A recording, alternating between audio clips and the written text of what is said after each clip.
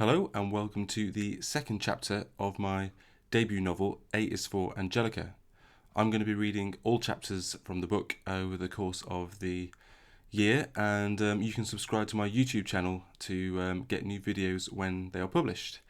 There is an introduction video which you can check out, which is part of a Angelica, A is for Angelica playlist that I've put together, which you can also find on my YouTube channel, which explains a little bit more about why I'm doing this and how it's going to work.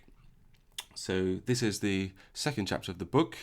I'm wearing a hat, and this is called Benny. Benny paints pictures with his eyes closed. I keep a thick file on Benny.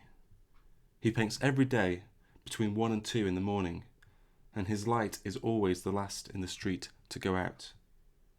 It would be mine, but I never switch it on when I'm in the spare room, adding to a file. It's easy to write in the dark. My eyes have nothing to adjust to or from.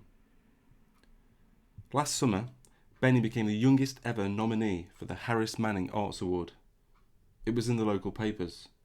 A picture of him shaking hands with the mayor. He sold 3 of his paintings for £2,000, which is far too much money to give a 16-year-old boy. He was in the papers for that as well, this time with his arm around an art collector from London. Benny's mother, Jenny, was standing next to him. She was holding an oversized cheque.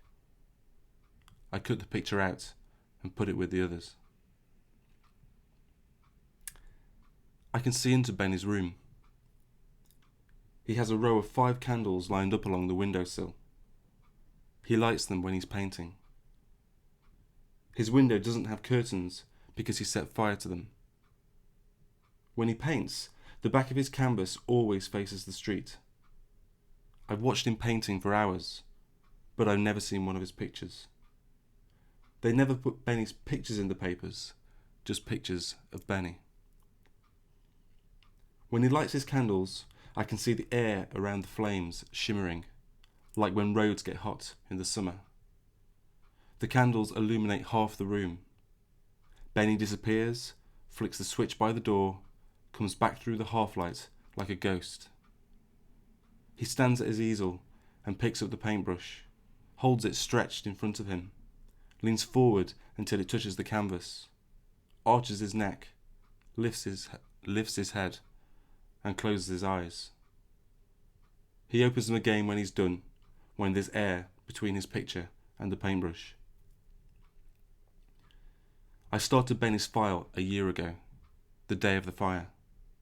I sat on the end of the bed in the spare room, looking out through the window at an empty street, a row of closed curtains, darkness behind darkness. His curtains were thick enough to hide the lights from the candles, close enough to catch the heat from the flames. They ate the material from the bottom up. I began to see Benny, the tops of his legs, then his stomach. He was perfectly still, revealed like the opening of a play. And then there was movement. A paintbrush fell to the floor. The curtains opened and closed as Benny pulled and yanked them from the rail. I watched him jumping up and down, trying to put the fire out, the flames dancing across his bedroom floor, the only light in the street. Then it rose again. It hovered in the air, just for a second, and then tumbled out into the night. Benny sat on his bed in a tangle of shades, black and blacker still. A room framed like a picture, only outlines of objects to go by. I picked up my pen and started writing. Note: Benny Martin has an easel in his room. He set fire to his curtains and threw them out of the window.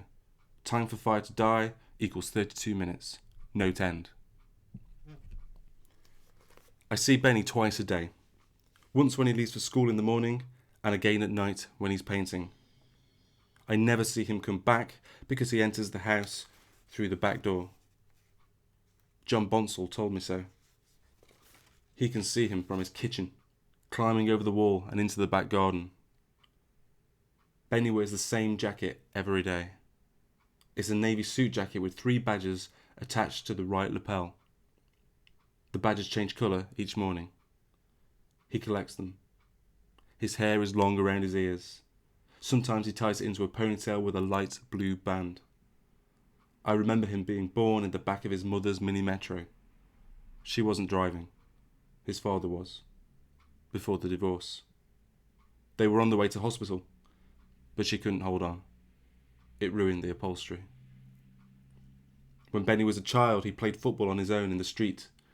He'd wear trousers with holes in, dribble around the parked cars, and kick the ball against my fence. Sometimes I'd go out and watch him, shout encouragement from the garden. He'd ask me to join in, but I'd always tell him he was far too good for me. He'd carry on regardless, dribbling and kicking, happy as Larry. One day, while he was playing, a dog pulled free from its owner and sank its teeth into Benny's leg. It refused to let go. He never played again. I haven't spoken to Benny since he was 12 years old. Apart from once. It was 2 years ago. I was walking home from church. I'd been in early with some leaflets from the neighbourhood watch. As I turned into the street, I saw Benny leaving his house to go to school. He walked towards me with his bag over his shoulder. His jacket had one green, one orange, and one red badge attached, like upside-down traffic lights. His limp seemed worse than usual. "Good morning," I said, as he got near. "What are you looking at?" he replied, and carried on walking.